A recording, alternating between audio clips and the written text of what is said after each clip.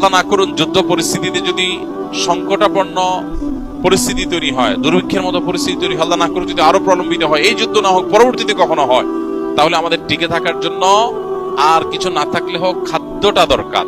অনেকে পেট্রোল এখন নিয়ে একত্র করছেন, জমা করছেন। আপনি পেট্রোল জমায় জমায় কতদিন জমাবেন? এরপর আর এই পেট্রোল যে আপনার নিজের বিপদের কারণ হবে না তার কোনো গ্যারান্টি আছে? আপনি একদিকে জমাচ্ছেন, অপরদিকে অনেকের অনেক আর্জেন্ট কাজ আছে, সেই পেট্রোল পাচ্ছে না। তো এগুলো হলো আল্লাহর প্রতি আমাদের যে ভরসার জায়গাটা, সেটা দুর্বল হয়ে যাওয়ার দলিল, এবং মুমিন হিসাবে আমাদের যে করণীয় সেটা আমরা ভুলে যাওয়ার প্রমাণ। অতএব একজন ইমানদার তার আচরণ এটা হতে পারে না। তৃতীয়ত, ভয় বা আতঙ্কগ্রস্ত না হয়ে আমাদের উচিত আল্লাহর উপর ভরসা করা। যে সংকট গোটা পৃথিবীতে দেখা দিয়েছে, আমরা কঠিন একটা বাস্তবতার মুখোমুখি। আল্লাহ না করুন যদি পরিস্থিতি আরো জটিল হয়, যুদ্ধ যদি আরো দীর্ঘায়িত হয়, পরিস্থিতি যদি আরো খারাপের দিকে যায়, তাহলে সেক্ষেত্রে বিশ্বের অন্যান্য দেশের মতো আমাদের উপরও কঠিন পরিস্থিতি আসাটা অস্বাভাবিক নয়। এরকম পরিস্থিতিতে আমাদের কয়েকটা করণীয় আছে।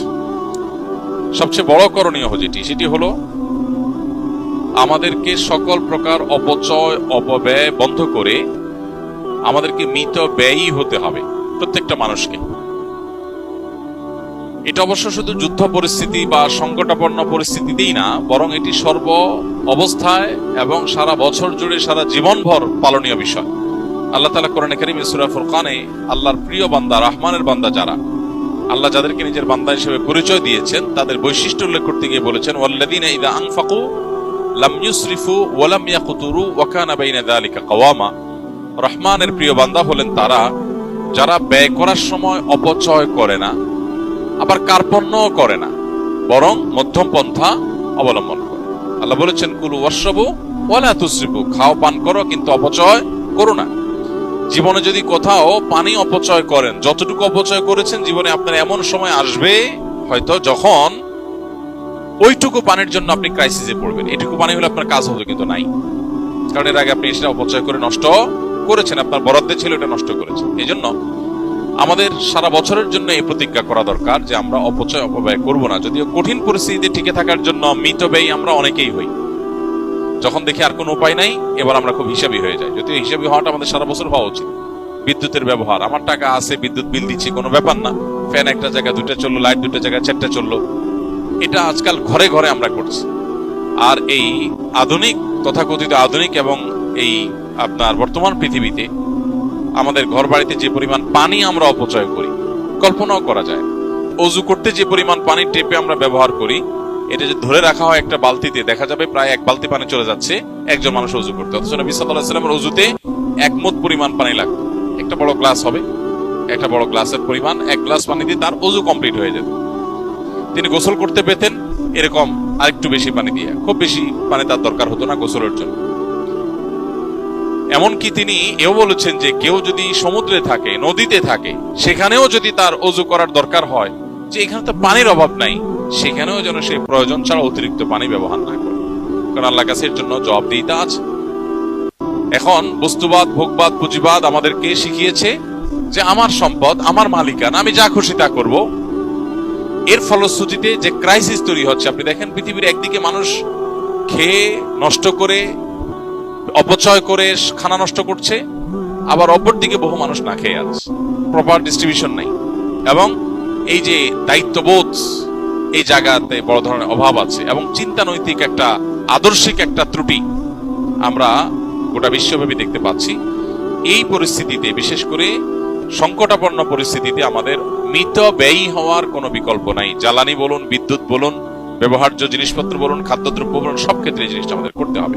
নাম্বার 2, খাদ্য এবং নিত্য পণ্য, অতি প্রয়োজনীয় জিনিসপত্র যেগুলো আমাদের প্রতিদিনের দরকার হয়, এগুলো গুদামজাত করার যে একটা কালচার আমাদের দেশে একটু সংকটাপন্ন পরিস্থিতি হলেই শুরু হয়, এই জায়গা থেকে আমাদেরকে দূরে থাকতে হবে, বিরত থাকতে হবে। ব্যবসায়ীরা অধিক মুনাফার জন্য জিনিস সরায় রেখে ক্রাইসিস তৈরি করে এরপরে অনেক বেশি দামে, চড়া দামে তারা বিক্রি করার এই অভিপ্রায়ে তারা এই অপকর্ম করেন। আবার যারা আমরা ভোক্তা আছি, আমার প্রয়োজনের চাইতে অনেক বিপুল পরিমাণ টাকা আছে দেখে গোটা দোকান কিনে আমি বাসায় এনে রেখে ফেললাম, আমি আমার ফ্যামিলি বাঁচলে হলেও গোটা পৃথিবী ধ্বংস হয়ে যায়, যাক।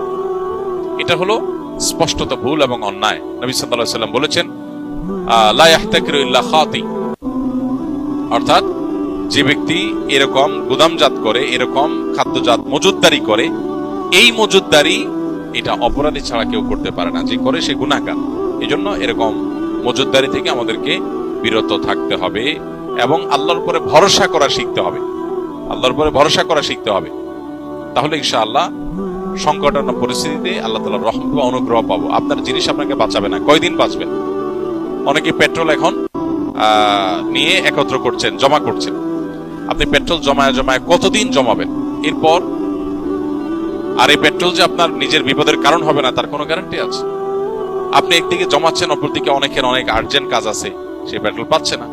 তো এগুলো হলো আল্লাহর প্রতি আমাদের যে ভরসার জায়গাটা, সেটা দুর্বল হয়ে যাওয়ার দলিল, এবং মুমিন হিসাবে আমাদের যে করণীয় সেটা আমরা ভুলে যাওয়ার প্রমাণ। অতএব একজন ঈমানদার তার আচরণ এটা হতে পারে না। তৃতীয়ত, ভয় বা আতঙ্কগ্রস্ত না হয়ে আমাদের উচিত আল্লাহর উপর ভরসা করা। সকল অবস্থাতেই আল্লাহর উপর ভরসা থাকতে হবে। রিজিকের মালিক আল্লাহ রাব্বুল আলামিন, অতএব পূর্ণ আস্থা থাকতে হবে। মা মিন দাব্বাতিন ফিল আরদি ইল্লা আলাল্লাহি রিজকুহা, এই পৃথিবীতে এমন কোন প্রাণী নাই যে প্রাণীর রিজিকের দায়িত্ব আল্লাহর উপর নাই।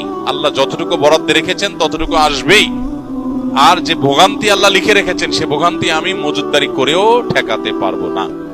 অতএব আতঙ্কিত নয়, বরং হতে হবে আল্লাহর উপরে ভরসা করার মানসিকতা। আল্লাহ বলেছেন, ওমাইয়া তাওয়াক্কাল আল্লাহ ফাহুয়া হাসবুহ, যে ব্যক্তি আল্লাহর উপর ভরসা করে আল্লাহ তার জন্য কি হয়ে যান? যথেষ্ট হয়ে যান। ঈমানদারের জন্য আল্লাহর উপর ভরসা এটা অনেক বড় একটা পাওয়ারফুল জিনিস, যে আল্লাহর উপর ভরসা করবে। অতএব আতঙ্কিত হওয়া যাবে না। আমাদের এই যে মজুদদারি, যত রকমের অসৎ উপায়, এগুলো মূলত আতঙ্কিত হওয়া থেকেই হয়। আতঙ্ক না হয়ে আল্লাহর উপর ভরসা করতে হবে। নাম্বার 4, দেশের প্রতিটা খালি জায়গা যেখানে চাষ যোগ্য বা চাষ করা যায় সেখানে চাষাবাদ করা দরকার।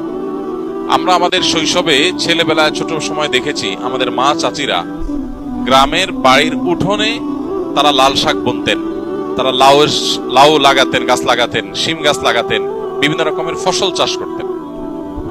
আমি খুব সচেতন ভাবে লক্ষ্য করেছি যে এখন সেই গ্রামে, সেই বাড়িতেই যাই, সেই মা চাচিরাই আছেন, কিন্তু এখন আর কোনো ঘর বাড়ির সামনে উঠানে খালি জায়গাগুলোতে সেরকম গাছ লাগাতে দেখা যায় না।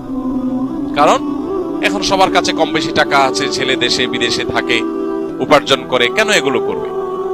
অনেক ছেলে বাবা মাকে উল্টা নিরুৎসাহিত করে যে কোনো কাজ করবা না, তুমি বসে বসে খাও, আমি এত টাকা করতেছি, কাজ কামাই করছি কেন, তাহলে তুমি কেন কষ্ট করবে? তো এটা হলো আমাদের অনেক বড় একটা ভুল। আল্লাহ না করুন যুদ্ধ পরিস্থিতিতে যদি সংকটাপন্ন পরিস্থিতি তৈরি হয়, দুর্ভিক্ষের মতো পরিস্থিতি তৈরি হয়, আল্লাহ না করুন যদি আরো প্রলম্বিত হয়, এই যুদ্ধ না হোক, পরবর্তীতে কখনো হয়, তাহলে আমাদের টিকে থাকার জন্য আর কিছু না থাকলে হোক খাদ্যটা দরকার।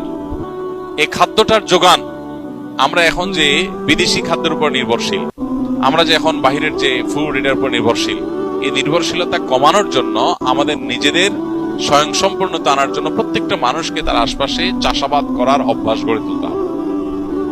গ্রামে গঞ্জে এখন আর বাড়ির উঠোনে, ঘরের আশেপাশে গাছ টাছ লাগাতে দেখা যায় না। আগে এমন চাল খুব কম পাওয়া যেত, এমন ঘর খুব কম পাওয়া যেত যে ঘরের চালে কোনো না কোনো গাছের লতা পাতা এটা নাই। আর এখন আপনি খুঁজে দেখেন 100-র ভিতরে 2-4টাও পাবেন না। এটা দুর্ভাগ্যজনক একটা পরিণতি আমাদের। আমরা পৃথিবীর এই ঝকঝকে আধুনিক বাস্তবতা এটা দেখে আমরা ভুলে গেছি যে আমাদের চাষাবাদ হলো আমাদের বেঁচে থাকার মূল মাধ্যম। আমরা অতিরিক্ত পশ্চিমাদের উপরে ডিপেন্ডেন্ট হয়ে গেছি। আমরা অনেকটাই আপনার আমদানি নির্ভর হয়ে গেছি। আমদানি নির্ভর গম বন্ধ হয়ে গেলে আমাদের বেকারি বন্ধ হয়ে যাবে, আমাদের রুটি বন্ধ হয়ে যাবে, আমাদের খাবার বন্ধ হয়ে যাবে, শেষ। অতএব এই জায়গা থেকে প্রত্যেকটা মানুষ যদি আমরা সচেতন হই, শুধু এই পরিস্থিতি না, সব সময় চাষাবাদ করা একটা ইবাদত, একটা নেক আমল। চাষাবাদ করা একটা নেক আমল। আপনি সওয়াবের নিয়তে চাষাবাদ করবেন, সওয়াবের নিয়তে চাষাবাদ করবেন। এর আগে আমি বারবার বলেছি, আমরা চাষাবাদ করার চেষ্টা করি, ঢাকায় থেকেও চেষ্টা করি, আলহামদুলিল্লাহ, খেতে করার চেষ্টা করি, শুধু ছাদে না। হ্যাঁ, সবার হয়তো জায়গা নাই, আমার নিজের জায়গাও নাই, আমি আরেকজনের জায়গাতে করতেছি, আমি নিজের জায়গা করছি তা না। তো আপনি আরেকজনের জায়গায় বলে যদি করেন, খুঁজেন, মানসিকতা যদি থাকে, কোনো একটা রাস্তা বের হবে ইনশাআল্লাহ। আর বিশেষ করে গ্রামে গঞ্জে তো আমরা চাইলেই অনেকে করতে পারি। তাহলে এটা চতুর্থ করণীয়। 5 নম্বর হলো তওবা করা, ইস্তেগফার করা আল্লাহ তাআলার কাছে পরিপূর্ণভাবে। আল্লাহ যেন আমাদেরকে এই কঠিন পরিস্থিতিতে রক্ষা করেন। আল্লাহ তাআলা সূরা নূহের মধ্যে বলেছেন, ফাকুলতু আস্তাগফিরু রাব্বাকুম ইন্নাহু কানা গাফফারা। ইউরসিলিস সামা আলাইকুম মিদরারা ওয়া ইমদিদুকুম বিআমওয়ালিন ওয়া বানিন ওয়া ইয়াজআল লাকুম জান্নাতিন ওয়া ইয়াজআল লাকুম আনহারা।